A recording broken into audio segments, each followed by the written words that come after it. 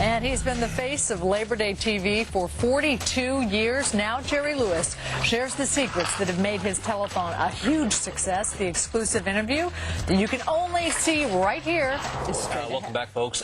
So it is Labor Day, and that means it's time for the telethon. The Jerry Lewis Muscular Dystrophy Association. They put a telethon on. They've been doing it for 40 years. Well, I sat down with Jerry in Vegas this week. I actually went out and sat down with the legend himself. Take a look. Roll it.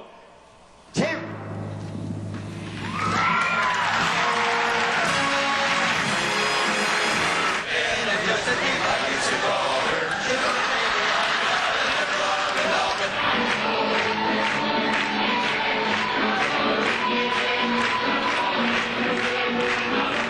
Walk on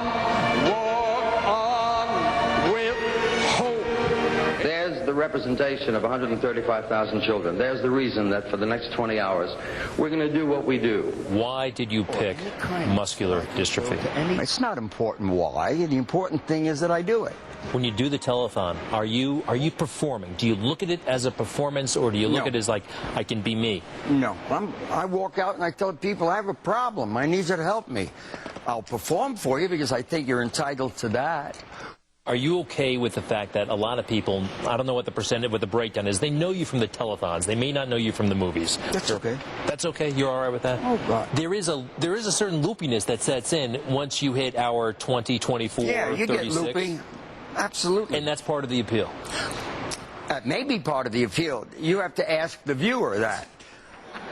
But I know if I'm planning what I'm planning, and if I know that loopy is part of the appeal, I'll insert loopy right away. And then I'll spot it here or in hour 14, and I take advantage of what I know is effective. That's what you have to do. When I was getting older, it was becoming more difficult for me to do the 21 and a half hours. Because from 66 to 86, I did all the time. Never left the stage, changed clothes on the stage, because I felt the word telethon meant be there. And I did that until I couldn't hack it anymore. And in 86, I was already an older man, and I had to back off. When did you start calling them my kids? I did it on the air. I did it in the 66 or 67 telethon. I love you a lot. When I had opened up my heart that night, and I was getting very, very shaky. My emotions went right to the tips of my fingers, and out it came, because that's what I felt they were. And I didn't want to confuse them with my children. What are you doing back there, sleeping?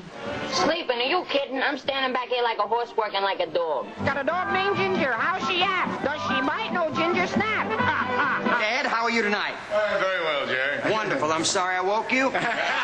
Newsweek magazine said, I think they put you number 5, most recognizable person on the planet. Yeah. Remember that? George Bush, Muhammad Ali. Right. And you were tied with the Pope.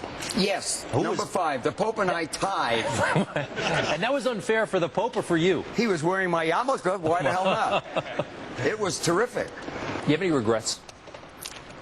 Any regrets? Yeah, None. life, looking No. back. None? Anything you wish you did If I differently? did it all again, I wouldn't change anything. Wow. That's great. How old is he now?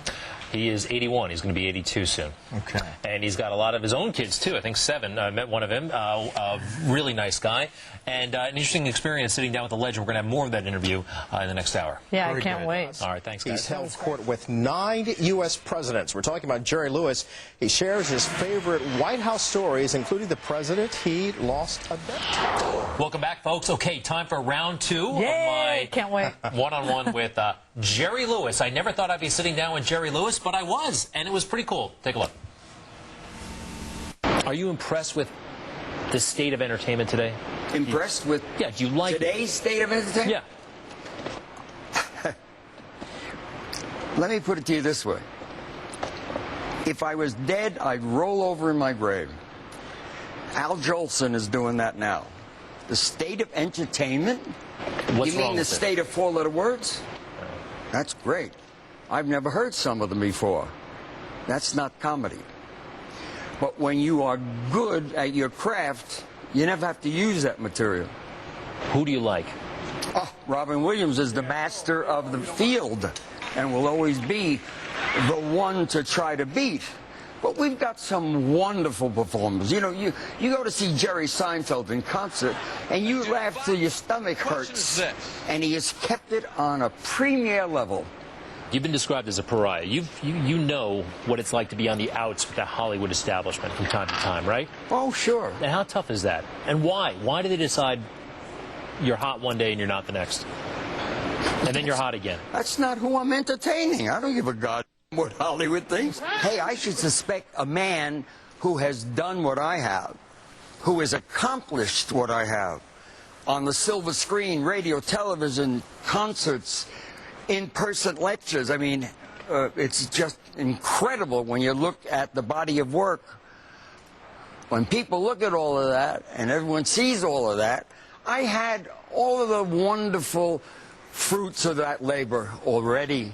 All the presidents we've had, who do you like? John Kennedy was And my close friend. See, I have a problem with that because if you meet a president in your life, that's a hell of a goddamn happening for a person. I met 9, and I performed for 6. That's a pretty good record of being in the Oval Office and being in Washington with the most powerful man in the world. And Ronald Reagan was pretty fun. Ronald Reagan was a dear friend of mine. We lived on the same street for 20 years, and we had dinner probably once a week for 20 years.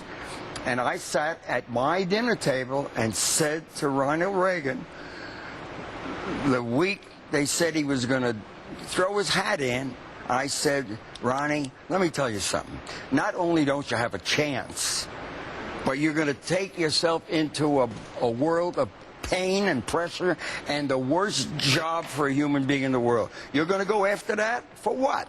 You can't make it anyhow. He said, it's your belief that I couldn't make it? I said, I'll put money on it. I'll underwrite it. Plus the fact I love you and I don't want you to die early. You will die in that job. And I went on and on and on. And then Nancy called me the night of the election to remind me that I might have been wrong. If somebody asks you, if they don't know who Jerry Lewis is, and they ask you, what do you do for a living, what would be the answer? Is that the dumbest question you've ever had? I don't know. It's pretty close, kid. Oh, come on. It's pretty close. Well, I mean, do you consider yourself a comedian? Let's do you consider yourself an actor, a performer? I mean, how do you... I don't live in this world. I'm not an entertainment guy. So, I mean, how do you describe yourself? A genius. Modest to boot. He said it with a straight face, too. So, an interesting experience sitting down with Jerry. Sorry about the dumb question. He was fascinating, though. Yeah, That's he's an interesting guy. What surprised you about him? It's a fact. You know what? That he looked like Jerry. We've all, you know, he had some serious health problems, and for a while there, he was kind of unrecognizable, and his personality kind of was subdued for several years. He was Jerry Lewis again. That was very much Jerry Lewis. What you saw. And the telethon is, I think, in progress. Kicks off on the West Coast. Does he still stay up at his age throughout the whole telethon? He takes naps. He takes certain breaks. It's kicking off. You know what? Before the end of the show, we'll tell you exactly when that telethon's going to start. They go live, though, from Las Vegas. Sometime this week, we'll have that information for you right after the break. Well, Greg was a great look into the life of Jerry Lewis because he is a legendary performer. Yeah. And I have to agree with him about entertainers today. No one does it the way he did it. Sammy Davis Jr., all of those guys from the great.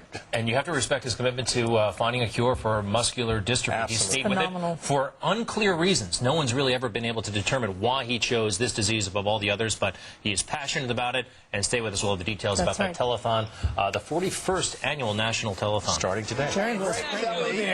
Of course, great interview with Jerry Lewis. Yeah, we love him. No, thanks. We love you, too.